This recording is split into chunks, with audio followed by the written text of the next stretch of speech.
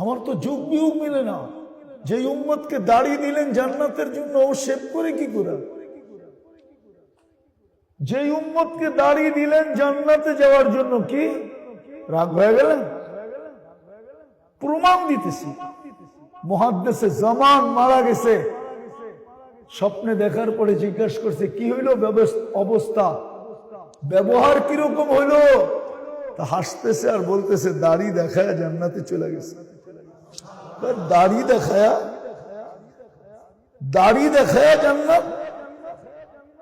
আল্লাহ জিজ্ঞাসা করছিল, ওই বুইরা কি নিয়ে আসছিস? হাদিস মনে উঠছে তো বলছিলাম দাড়ি নিয়ে আসছি, আর কিচ্ছু নিয়ে আসিনি। আরো চেতা গেছেন, শুধু দাড়ি? তারপরে আল্লাহকে জিজ্ঞাসা করছি, আপনি কি বলেন না আমাদের নবীজিকে? আমাদের নবীজি কি বলে নাই সাহাবাকে? সাহাবা কি বলে নাই আমাদেরকে? আপনি নাকি সাদা দাড়ি দেখলে লজ্জা পান, এখন তো উল্টা দেখতেছি। চোখ বড় বড় করতেছেন, রাগ হয়ে যাইতেছেন। তা আল্লাহ হাসি দিয়া বলতেছে, সবাই সত্য বলছে, আমিও সত্য বলছি, তোকে মাফ করে দিলাম, যা। যে উম্মতকে দাড়ি দিছেন জান্নাতে যাওয়ার জন্য, ওই উম্মত শেভ করে কি করে?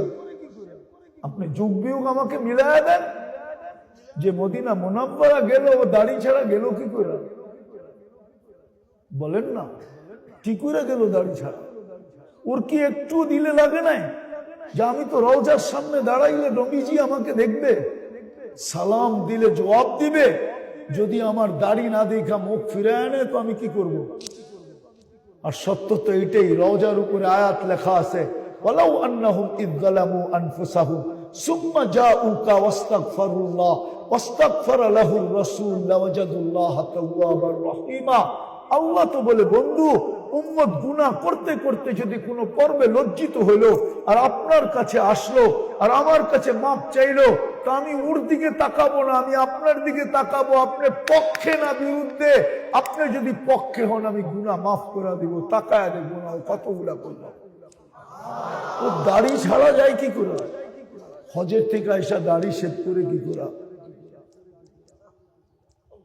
প্রথম তো উম্মত, ও দাড়ি ছাছে কি করে? কাল কিয়ামতের দিন কিভাবে মুখ দেখাবে? হাউজে কাউসারে যে কিভাবে হাত পাতবে যে আমাকে এক পেলা দেন?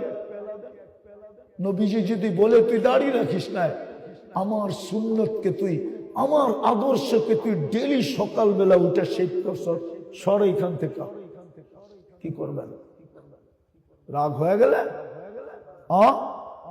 যে আজকেও আমাদের জন্য কাঁদতেছে কবরে বসা, আবুল সামরকান্দি বলছে দিল নাই, আমাদের দিল মরে গেছে, দিল নাই। আবুল সামরকান্দি লেখছেন, কিয়ামতের দিন উঠবে, ওয়া হুয়া ইয়াবকি ওয়া ইয়াকুল জিবরিল আইনা উম্মতি। কাঁদতে কাঁদতে উঠবেন আর বলবেন, জিবরিল আমার উম্মত কোথায়? ময়দান তো খালি, ডাইনে দেখি কেউ নাই, বামে দেখি কেউ নাই, সামনে দেখি কেউ নাই, পিছে দেখি কেউ নাই। আল্লাহ বলবেন, জিবরিল বন্ধুকে শান্ত করো। জিবরিল আলাইহিস সালাম বলবে, মা শাক্কাল আরদু আহাদুন ইল্লা আনতা। আপনি ব্যতীত কেউ ওঠে নাই জমিনের উপরে, সব এখনো নিচে।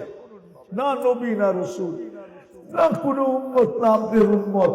সর্বপ্রথম আপনাকে উঠানো হয়েছে। আউয়ালু মান ইয়ানশাক্কাল আরদ ফাহুয়া মুহাম্মাদুর রাসূলুল্লাহ। প্রথম মুহাম্মাদুর রাসূলুল্লাহ উঠবে। কাঁদতে কাঁদতে তো উঠবে আপনার জন্য। আজকে আদর্শ এটার নাম মোহাম্মদ। অঙ্গীকার তো ছিল, ক্যা ফাতুনে মোহাম্মদ সে তো হাম তেরে হ্যাঁ। আজকে রসুলের সাথে মোহাম্মত নাই।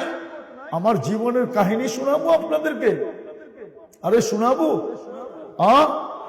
আমি এক দেশে গেছি, ওটার নাম কমরু আইল্যান্ড। আমি 103টা দেশ দেখছি এই পর্যন্ত। কত? কয়টা? 7টা মহাদেশ দেখা শেষ। অহংকার করে বলতেছি না, বুঝানোর জন্য বলতেছি। কমরু আইল্যান্ডে গেছি আমি, কমরু আইল্যান্ডে। ওইখানে ওসমান রাদিয়াল্লাহু তাআলা আনহুর ছেলের কবর আছে, 14 বছর বয়সের ছেলে। নাম হলো মুহাম্মদ ইবনে উসমান ইবনে আফফান। উসমান রাদিয়াল্লাহু তাআলা আনহুর ছেলের নাম মুহাম্মদ।